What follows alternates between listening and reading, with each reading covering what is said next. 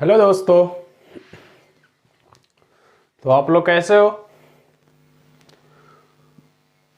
उम्मीद करते होंगे आप लोग अच्छे होंगे। तो आइए, आपको स्वागत है आपके अपने यूट्यूब चैनल ग्रोथ क्लासेस में। तो चलिए हम RRB ALP plus technician math practice set देख रहे थे। ठीक है, उसमें कुछ नए क्वेश्चन रहेंगे और कुछ पुराने जो 2018 में पूछे गए हैं वो प्रश्न रहेंगे। ठीक है, तो आप लोग हो जाइए तैयार। तो मैं स्टार्ट करता हूं पहली क्वेश्चन से। ठीक है, तो चलिए क्वेश्चन है आपका पहला। 900 मीटर की दौड़ में सतीश किरण को 270 मीटर से और राहुल को 340 मीटर से पराजित करता है। 900 मीटर की दौड़ है, ठीक है, जो दौड़ में सतीश किरण को 270 मीटर की से और राहुल को 340 मीटर से पराजित करता है। इसी दौड़ में किरण राहुल को कितने मीटर से पराजित करता है? एक है सतीश, एक है आपका सतीश, कौन है? एक है सतीश, एक है किरण और एक है राहुल। ठीक है, कौन कौन है? एक सतीश है, एक किरण है, एक राहुल है। तो एक चीज बताइए, बोल रहा है कि 900 मीटर की दौड़ है जिसमें सतीश किरण को 270 मीटर से हरा देता है। अगर सतीश तो पूरा दौड़ गया होगा तब तो किरण को हराया, तो सतीश 900 मीटर पूरा दौड़ा होगा। ठीक है, उसमें से 270 मीटर से किरण को हरा दिया। कितने मीटर से? 270 मीटर से किरण को हरा दिया। तो किरण कितना दौड़ा? तो इसको हम माइनस करेंगे 270। ठीक है, आपका हो जाएगा 0, 3 और 8 में से 2 जाएगा 6, यानी 630 मीटर तक। ठीक है, कितना दौड़ेगा? 630 मीटर।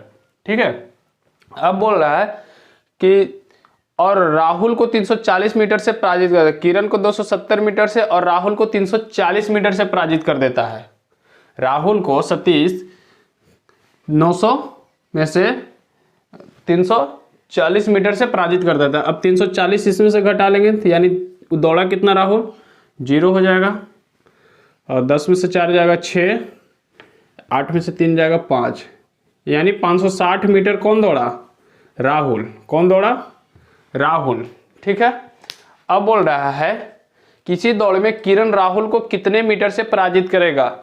इसी दौड़ में मतलब पूरे दौड़ में राहुल को किरण कितने मीटर से पराजित करेगा? अब बताइए, तो टोटल का तुलना तो हम पहले टोटल ले लेते हैं, क्योंकि 900 पूरा तो दौड़ेगा ही किरण भी।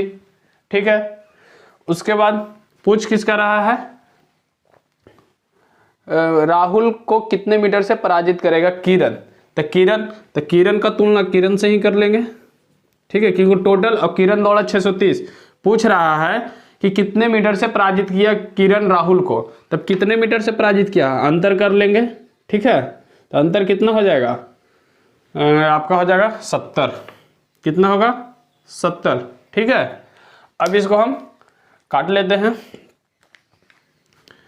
तो 10 से 10 7 9 63 और 9 1 9 यानी 100 मीटर से, ठीक ना, पराजित हो जाता है कौन? राहुल। ठीक है,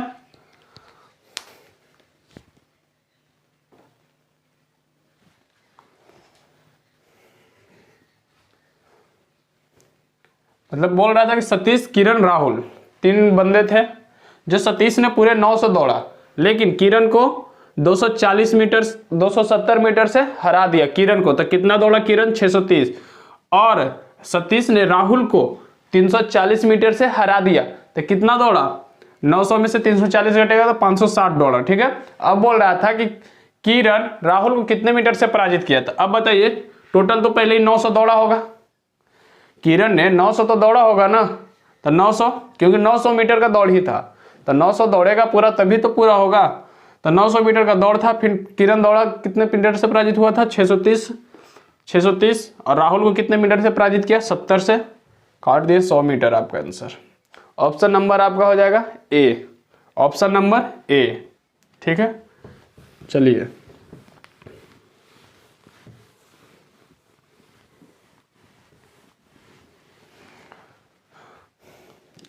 नेक्स्ट क्वेश्चन। वीर अपनी मासिक आय का 15% घर के किराए पर और शेष का 60% बाकी घरेलू खर्चे पर व्यय करता है। यदि वह 2210 की बचत करता है तो उसकी मासिक आय ज्ञात करें। अपने आप में टोटल कितना होता है 100।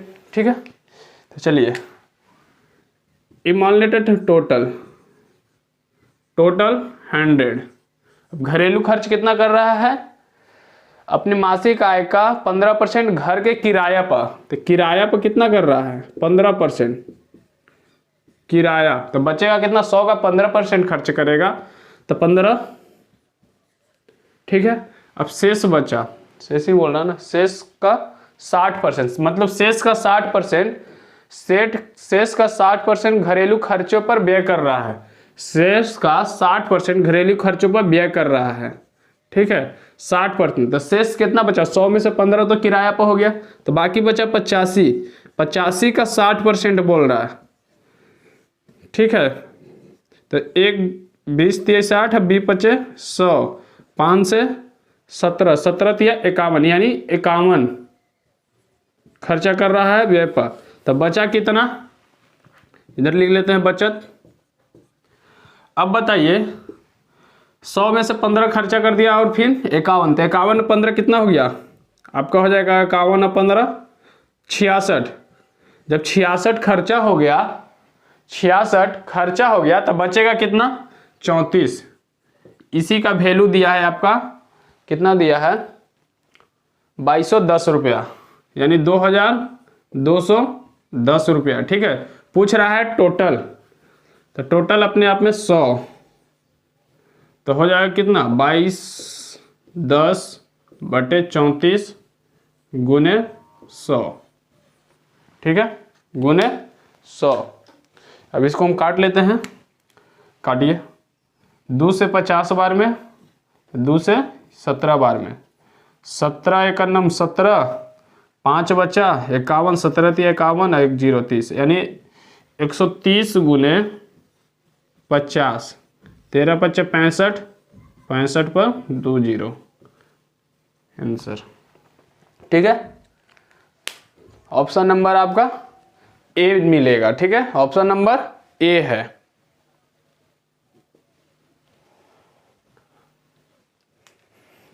चलिए अगली क्वेश्चन की ओर बढ़ते हैं।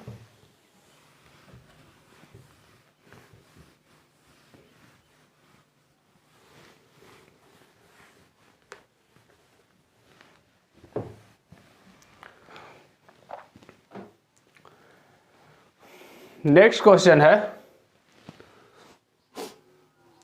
कि 4:37 दोपहर बाद के समय पर मिनट की सुई और घंटे की सुई के बीच का कितना न्यून कोण होगा।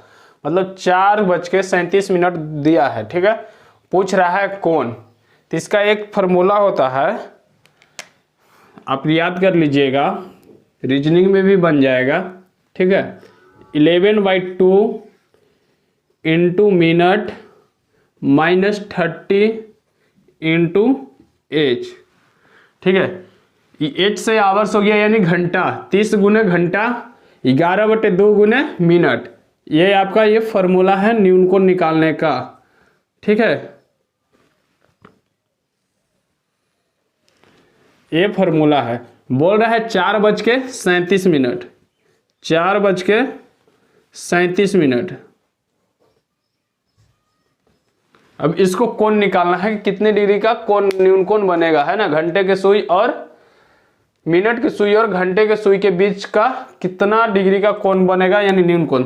तो चलिए हम इस पे बैठाते 11/2 लिखेंगे। 11/2 इंटू एम, एम मिनट मेरा 37 है, 37 माइनस 30 गुने एच मेरा घंटा यानी 4। ठीक है, 4। अब इसको हम मल्टीप्लाई करते हैं तो 37 से 11 गुना कर लेते, कितना 11 7 77 के 7 हासिल 7, 11 या 33 और 7 40, 407/2 माइनस 40 30 चौका 120, ठीक है। 120 दूनी 240, 407 माइनस 240/2, ठीक है, 40/2। अब इसको घटाते हैं हम, यहाँ बचेगा 7, 0 में से 4, 10 या 14, 10 में से 4 जाएगा 6, ये हो गया 3 में से 2 जाएगा 1, 167/2। इसको अब घटा लीजिए, 8 दूनी 16 और 3 दूनी 6, 5 दूनी 10, यानी 83.5 डिग्री आपका उत्तर आ जाएगा। ऑप्शन नंबर आपका ऑप्शन नंबर ए, ठीक है, ऑप्शन नंबर ए, ठीक है। चलिए नेक्स्ट क्वेश्चन की ओर बढ़ते हैं। ये आप याद रखिएगा, ये आपको रीजनिंग में भी पूछता है, ठीक है, रीजनिंग भी बन जाएगा क्लॉक का।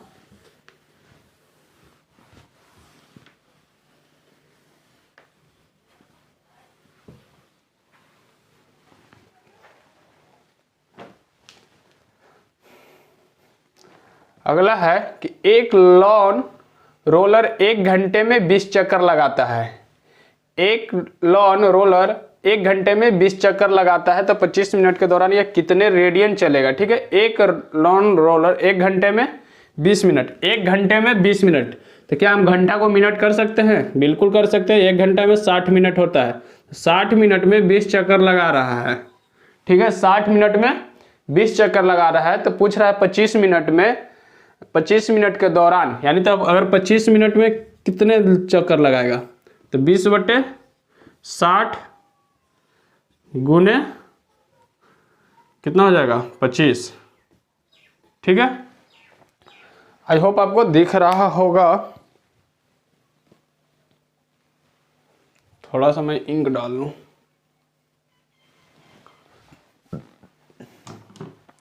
तो हम बोल रहे थे 60 मिनट में 20 चक्कर लगाता है, ठीक है, यानी 1 घंटा में 20 चक्कर लगाता है, तो 25 मिनट में 20/60 × 25। अब इसको हम काट लेते हैं, काटते हैं तो ये जाएगा 20×3 = 60, ये आपका आ गया 25/3, ठीक है। पूछ रहा है कि कितने रेडियन चलेगा, ठीक है, कितने रेडियन चलेगा। तो हम आपको बता दें 1 मिनट में कितने रेडियन होते हैं, या एक चक्कर में कितने रेडियन, 2π होते हैं, ठीक है। तो इसको हम 2π से मल्टीप्लाई कर लेंगे। क्या करेंगे? 2π से मल्टीप्लाई, ठीक है। तो 25 दूनी 50, 50π/3, यही आपका उत्तर हो गया, ठीक है, आंसर हो गया। ऑप्शन नंबर आपको दिखेगा ए, ऑप्शन नंबर ए, ठीक है।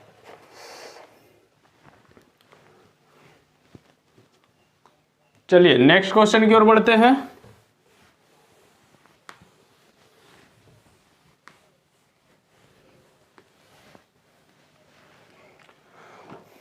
नेक्स्ट क्वेश्चन है आपका, अगली क्वेश्चन, निम्नलिखित में से कौन सी संख्या एक पूर्ण वर्ग है? निम्नलिखित में से कौन सी संख्या एक पूर्ण वर्ग है? ऑप्शन आपका दिया है 333, 441, 192, 327। 333 एक ऑप्शन है आपका, 441 एक आपका है, 192, 327, 192, 327। इसमें से पूछ रहा है कि सारे ऑप्शन ही ए है, बी है, ठीक है, सी है या डी है। पूछ रहा है कि चारों ऑप्शन में से कौन एक परिपूर्ण यानी कौन सी एक संख्या पूर्ण वर्ग है, यानी पूरी तरह पूर्ण वर्ग है। तो आपको दिख रहा होगा कि 333 किसी का स्क्वायर नहीं है, यानी किसी का वर्ग नहीं है, 192 भी किसी का वर्ग नहीं है, और न 327 किसी का वर्ग है। आपका दिख रहा होगा 441, यानी 441 किसका वर्ग है, यानी किसका स्क्वायर है, तो 21 का, ठीक है। हम आपको वर्ग निकालने के लिए सिखाए हैं, ठीक है, मेरी वीडियो में होगा, आप जाइएगा, मिल जाएगा, बहुत ही अच्छे से बताए हैं, बेहतरीन ढंग से, ठीक है। आपका ऑप्शन नंबर बी हो जाएगा, 441 एक पूर्ण वर्ग है, ठीक है।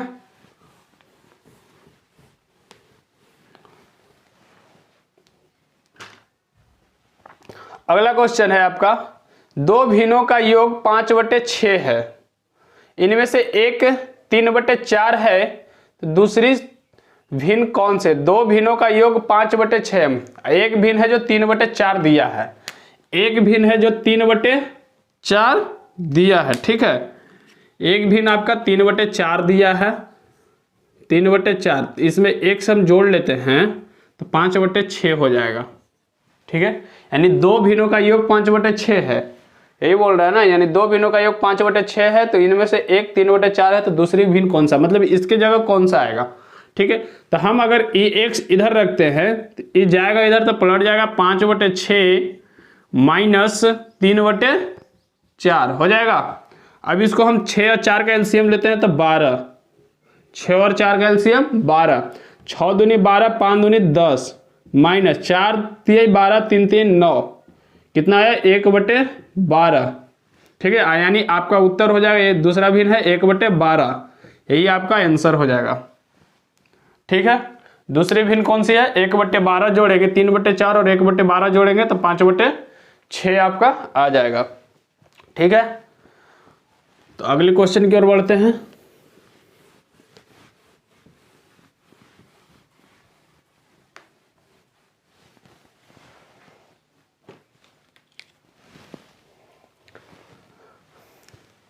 अगला बोल रहा है कि पहली 5 त्रिकोणीय संख्याओं का क्या माध्य है, मतलब 5 माध्य मतलब औसत, पहली 5 त्रिकोणीय का। तो हम आपको त्रिकोणीय बताए थे, ठीक है, कि त्रिकोणीय कैसे निकलता है। तो सबसे पहली यानी सबसे छोटी 1 होता है, उसके बाद 3 हो जाएगा, उसके बाद 6 होगा, उसके बाद 10 होगा, उसके बाद 15 होगा, उसके बाद 15 10 3 बढ़ा, 2 बढ़ा, 3 बढ़ा, 4 बढ़ा, 5 बढ़ा, उसके बाद 6 बढ़ेगा तो 21 हो जाएगा, मतलब इसी तरह बढ़ते जाएगा, ठीक है। नहीं तो 0, पहली संख्या 0, फिर दूसरी 0 + 1 करेंगे बराबर 1, फिर 0 + 1 + 2 3, 0 + 1 + 2 + 3, ठीक है 6, मतलब फिर यहाँ पे कितना जोड़ेंगे? 4 जोड़ेंगे तो 10 हो जाएगा, 5 जोड़ेंगे तो 15 हो जाएगा, 6 जोड़ेंगे तो मतलब इसी सीरीज में चलते जाएगा, ठीक है। तो पूछ रहा है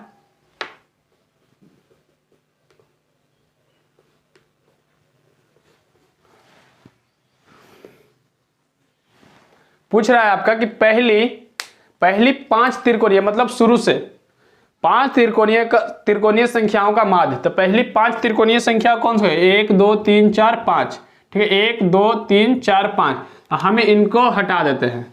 अभी सबको हम माध्य निकालते हैं यानी औसत निकालते हैं, तो सभी संख्याओं का योग बटे संख्या होता है ना।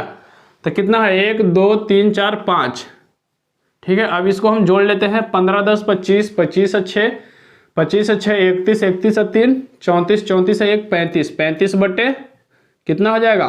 5, निकल के आएगा 7। यही आपका आंसर हो गया, यही पूछ रहा था, ठीक है। चलिए नेक्स्ट क्वेश्चन की ओर बढ़ते हैं और अगली क्वेश्चन देखते हैं।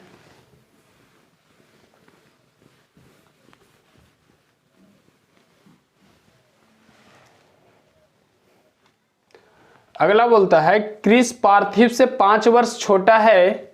8 वर्ष पहले क्रिस के उम्र का 3 गुना पार्थिव के उम्र के 2 गुने से 10 वर्ष ज्यादा था। तो क्रिस की वर्तमान उम्र क्या है? क्रिस और पार्थिव कौन कौन है? क्रिस और पार्थिव, क्रिस और पार्थिव, क्रिस और पार्थिव, ठीक है। क्रिस और पार्थिव क्या बोल रहे से 5 वर्ष क्रिस है जो पार्थिव से 5 वर्ष छोटा है। क्रिस है जो पार्थिव से 5 वर्ष छोटा है, यानी ये 5 वर्ष ज्यादा होगा ना, फिर तो ये 5 वर्ष एक्स्ट्रा होगा, ठीक है। आगे बोला 8 वर्ष पहले क्रिस का उम्र 3 गुना पार्थिव के उम्र के 2 गुने से 10 वर्ष ज्यादा है। क्रिस का उम्र 8 वर्ष पहले, अगर इसको हम x मान लेते हैं, ठीक है, इसको हम x मान रहे हैं, ठीक है।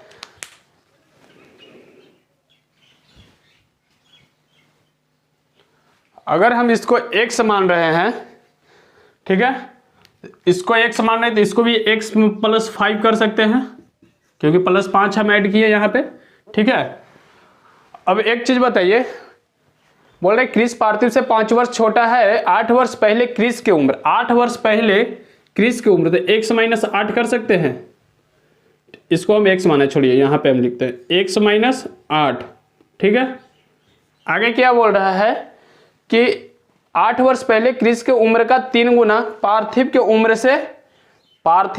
से 2 गुने 10 वर्ष ज्यादा है, ठीक है।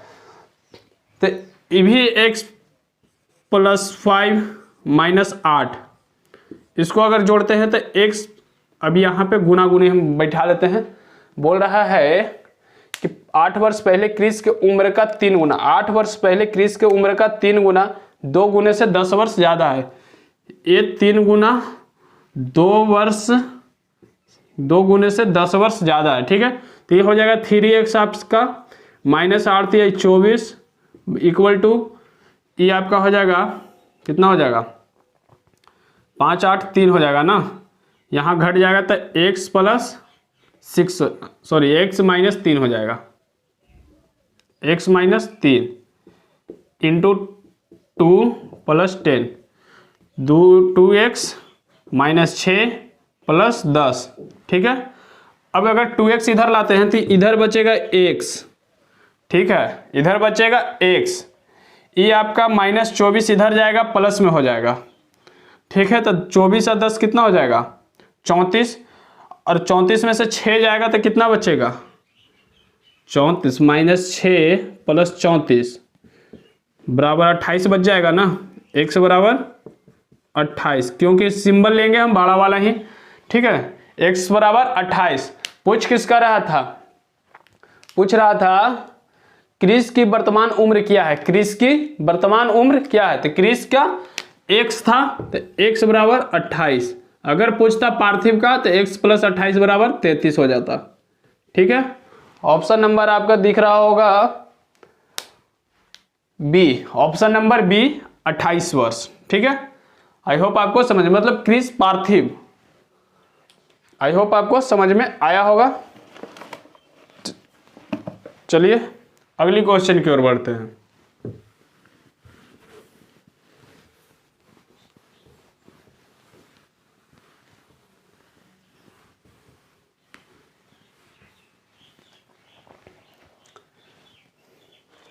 अगला है आपका, यदि किसी व्यक्ति ने 60 रुपया में एक वस्तु को खरीदकर 25% लाभ पर बेच दिया, वस्तु का विक्रय मूल्य ज्ञात करें। मतलब किसी व्यक्ति ने 60 रुपया में वस्तु खरीदा, उसे 25% के लाभ पर बेच दिया, तो वस्तु का विक्रय मूल्य ज्ञात करना है, ठीक है। क्या ज्ञात करना है, 60 रुपया, तो विक्रय मूल्य बराबर होता है, विक्रय मूल्य बराबर हम लिख सकते हैं, यानी विक्रय मूल्य 60/100 गुने 125, यानी 25% लाभ पर बेचा, ठीक है। इसको काट लेते हैं, 20 × 60, 20 × 100, 5 से 25 12 में 25 दिया 75 रुपये, ठीक है। यही बोल रहा था यदि किसी व्यक्ति ने 60 रुपया में एक वस्तु को खरीद कर 25% लाभ पर बेचा, ठीक है, 60 रुपया में खरीदा, 25% लाभ पर बेच दिया, ठीक है, यानी 100% का 60, 25% लाभ पर, तो वस्तु का विक्रय मूल्य ज्ञात करें, यानी 75 रुपया, ठीक है। चलिए अगली क्वेश्चन की ओर बढ़ते हैं। बहुत ही अच्छे प्रश्न है।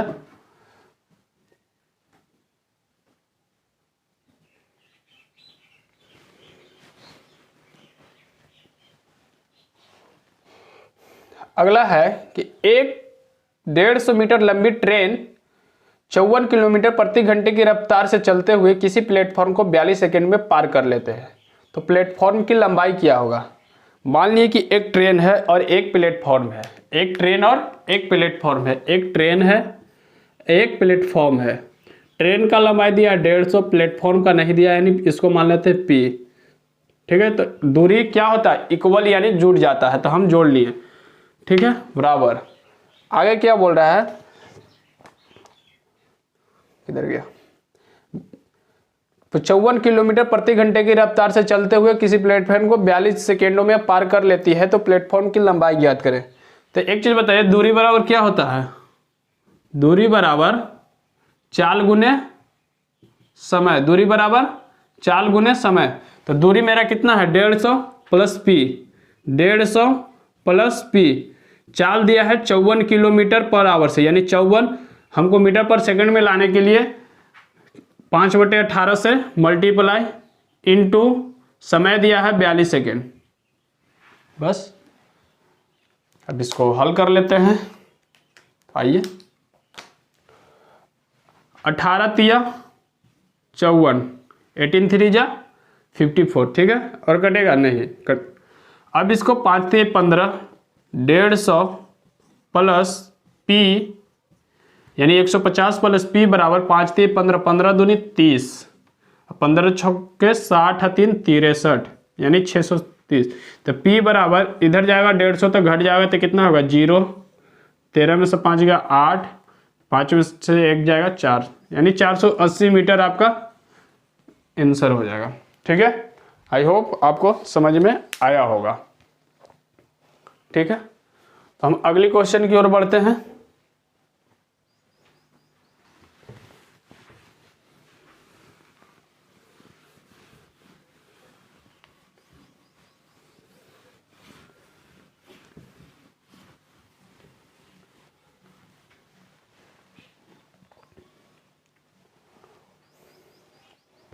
अगला है, दो संख्याओं का गुणनफल 0.432 है।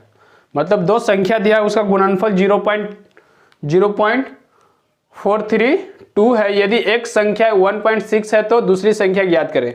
यानी पहली संख्या दिया है 1.6 और दो संख्याओं का गुणनफल 0.432 0.432। तब बताइए, जब एक संख्या दे दिया है यानी एक इसका गुणनफल है, एक संख्या दिया है 1.6 गुने दूसरी संख्या पूछ रहा था x, तो हम x बराबर इसको हम भाग लगा देते हैं डायरेक्ट। ठीक है, इसको हम भाग लगा दिए 1.6 से। कितने से? 1.6 से। ठीक है, अब बताइए पॉइंट हटाएंगे तो ऊपर जाएगा 1 0, नीचे आएगा 3 0, तो 1 0 कट जाएगा। चलिए बैठा लेते हैं, गुने 10 और नीचे आएगा गुने 1 2 3, 1 2 3। ठीक है, पॉइंट दोनों का हम काट दिए हैं, पॉइंट से पॉइंट खत्म है, दशमलव से दशमलव। ठीक है, अब इसको हम काटते हैं 1 0 से 1 0 तो खत्म हो गया। 16 से इसको काटते हैं, एक नहीं है, 16 दूनी 32, बचेगा 11, 112, 16 7 112, 27। यानी आपका ये आ जाएगा भाग लग के 0.27, क्योंकि 100 है नीचे, 100 से भाग लगाएंगे 27 को तो 0.27 आपका उत्तर आ जाएगा। ठीक है, चलिए बढ़िए और अगले क्वेश्चन की ओर चलते हैं।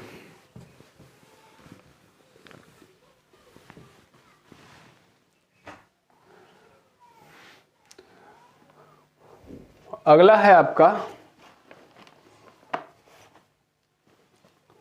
निम्न को हल करें। ठीक है, -4 -4 -4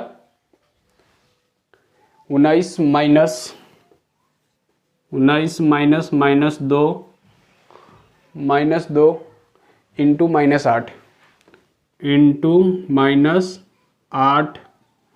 ठीक है, अब इसको क्या करना है? बोर्ड मास का नियम लगाएंगे, बोर्ड मास का रूल लगाएंगे और इसको हम हल करेंगे। तो चलिए हल करते हैं। तो देखिए यहाँ से इसको अगर ब्रैकेट पहले हटाते हैं तो -2 इंटू -8। ठीक है, तो 8 दूनी 16 माइनस प्लस, यानी यहाँ पे 16 आएगा। ये माइनस से माइनस खत्म हो जाएगा, 8 दूनी 16, 19 माइनस 16 बचेगा 3। कितना बचेगा? 3। अब यहाँ -4 है तो -4 गुने -4 -12, क्योंकि इसमें तो माइनस है ही नहीं। -12 आपका answer number A, option number आपका ए हो जाएगा। ठीक है, कुछ नहीं था, बोर्ड मास का बहुत हल्का नियम था, क्योंकि आता है, हर शिफ्ट में पूछता है और आता ही आता है, ठीक है। इसलिए घबराने की कोई बात नहीं है, बनाते जाएंगे, आपका हैबिट हो जाएगा।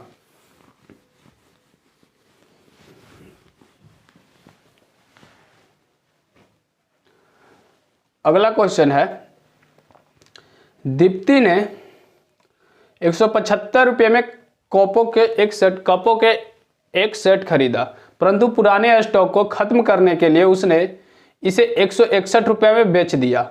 दीप्ति को कितने प्रतिशत का हानि हुआ? मतलब खरीदा 175 में, बेच दिया 161 में। अब बताइए, खरीदा 175 में, बेच दिया 161 में, तो हानि कितने का हुआ? 14 रुपया का। किस पे होगा? जिस पे खरीदेगा उसी पे ना, यानी क्रय मूल्य पे ही खर्च हो गया। 175 इंटू 100, कितने प्रतिशत का हानि हुआ? हानि प्रतिशत बराबर लिख सकते हैं, ठीक है, यानी लॉस बटे सीपी इंटू 100, ठीक है। लॉस कितने का हुआ? 14 का। अब इसको काटते हैं तो 25 चौके 100, 25 सत्ते 175, 7 दूनी 14, 4 दूनी 8% की। लॉस कितने का हुआ? 8% की, ठीक है। ऑप्शन नंबर आपका हो जाएगा सी, ऑप्शन नंबर सी, ठीक है। चलिए नेक्स्ट क्वेश्चन की ओर बढ़ते हैं।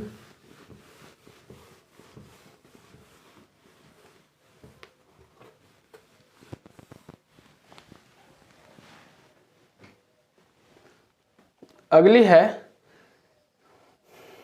साईं और सतीश के वर्तमान आयु का अनुपात 5:4 है। साईं और सतीश का अनुपात 4:5:4 है। साईं और सतीश है, एक साईं है, एक सतीश है, इनका अनुपात 5:4 है, ठीक है। कितना है? 5:4। आगे बोल रहा है 3 वर्ष बाद इनकी आयु का अनुपात 11:9 हो जाएगा। 3 वर्ष बाद यानी +3, 3 वर्ष बाद 11:9 हो जाएगा ना, 11:9 हो जाएगा, ठीक है, 11:9 हो जाएगा। तो पूछ रहा है वर्तमान में सतीश का आयु, इसका आयु पूछ रहा है, वर्तमान में सतीश का आयु। तो हम यहाँ लिखते हैं जितना बढ़ा उसको, अगर यहाँ माइनस में रहता तो दोनों को जोड़ लेते हैं। दूसरी अनुपात का अंतर कितना है? 2 इंटू 3, और तिरछी गुणनफल का अंतर 9×5 = 45, 11×4 = 1। अगर मान लेते हैं कि 5 माइनस बोलते हैं 5 वर्ष पहले, तो हम 5 वर्ष पहले का अनुपात 5:4 होता। अगर 3 वर्ष बाद का अनुपात बोलता तो 5 और 3 8, यहाँ 8 लिखते हैं, ठीक है। अब 1 तो यहाँ आया, 3 दूनी 6, क्योंकि 1 से फिर भाग लगाएंगे तो 6 ही है। अब पूछ रहा था सतीश का वर्तमान आयु, वर्तमान आयु यही है ना, तो 6 × 4 = 24, यानी आपका उत्तर आया 24 साल। अगर पूछता साईं का तो 6×5 = 30 साल, ठीक है। ऑप्शन नंबर आपका सी, ऑप्शन नंबर आपका सी। इसका एक तरीका और है, इसको कितना 2 इधर 1 का अंतर है, तो इसको हम अनुपात को अंतर कर लेते हैं, इक्वल कर लेते हैं, उसके बाद बना लेते हैं फिर, ठीक है। लेकिन सबसे आसान मेथड है। चलिए नेक्स्ट क्वेश्चन की ओर बढ़ते हैं।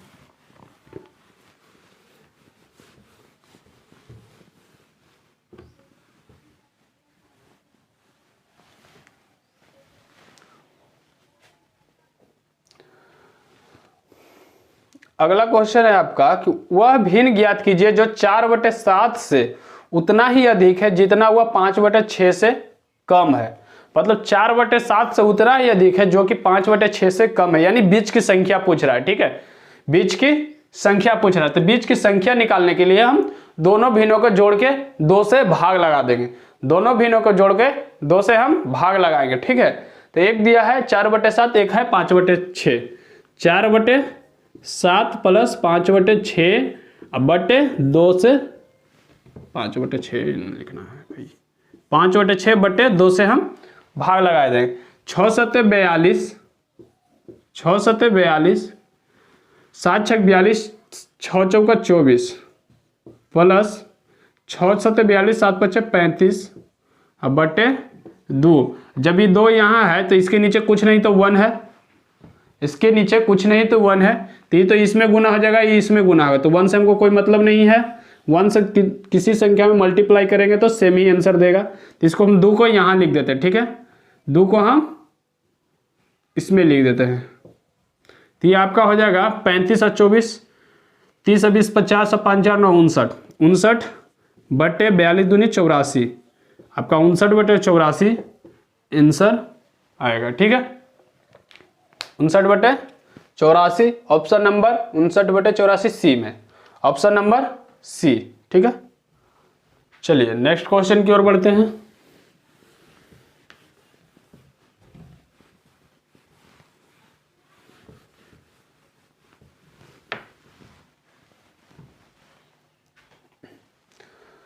नेक्स्ट 2 दशमलव का गुणनफल, फिर से पिछले क्वेश्चन वाला आ गया कि 2 दशमलव का गुणनफल 0.768 है। यदि एक दशमलव संख्या 1.6 है तो दूसरी संख्या ज्ञात कीजिए। फिर से हम वही काम करेंगे जिसे पिछले वाले क्वेश्चन में किए थे, भाग लगा दिए थे डायरेक्ट, तो इसमें भी भाग लगा देंगे डायरेक्ट, तो हमारी दूसरी संख्या निकल के आ जाएगी, ठीक है। तो 0.768 को 1.6 से भाग लगाना है, 1.6 से भाग लगाना है। अब इसको हम दशमलव से दशमलव हटाते हैं, ठीक है, दशमलव से दशमलव हटा दिए तो 16 बचा, 16 से इसको भाग लगाते हैं, 16 पचे 80, 16 चौका 64, 16 चौका 64, ठीक है, 16 चौका 64 बचेगा 12, 16 8 है 128, ठीक है। सॉरी पॉइंट से पॉइंट हम कैसे काट दिए जी, नीचे आएगा 1000, ऊपर जाएगा 10, 1 0 से 1 0, नीचे 100। अब यहाँ 48 बटे 100, 48 बटे 100, तो दो अंक के बाद दशमलव, यानी 0.48 लिख सकते हैं आपका उत्तर, ठीक है। आई होप आपको समझ में आया होगा। चलिए अगली क्वेश्चन की ओर बढ़ते हैं।